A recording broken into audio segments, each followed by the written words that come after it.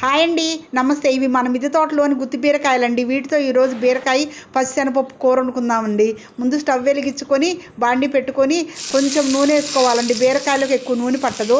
కొద్దిగా నూనె వేసుకొని ఒక ఉల్లిపాయ, పచ్చిమిరపకాయ, కొద్దిగా పుదీనాకు వేసుకొని వేయించుకొని తర్వాత ఒక స్పూన్ అల్లం వెల్లుల్లి పేస్ట్ కూడా వేసుకొని చక్కగా వేయించుకోవాలండి. తర్వాత మనం కట్ చేసి పెట్టుకున్న గుత్తి బీరకాయలు వేసుకొని స్టవ్ని సిమ్లో పెట్టుకొని ఉప్పు, పసుపు తగినంత వేసుకొని మూత పెట్టుకొని 2 నిమిషాలు మగ్గనివ్వాలండి. చక్కగా మగ్గిపోయిందండి.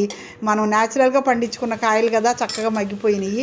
ఇప్పుడు మనం పచ్చిశనగపప్పు ఉడకబెట్టుకున్నాం కదండి, ఆ వాటర్ని ఇందులో పోసుకొని మగ్గనివ్వాలి.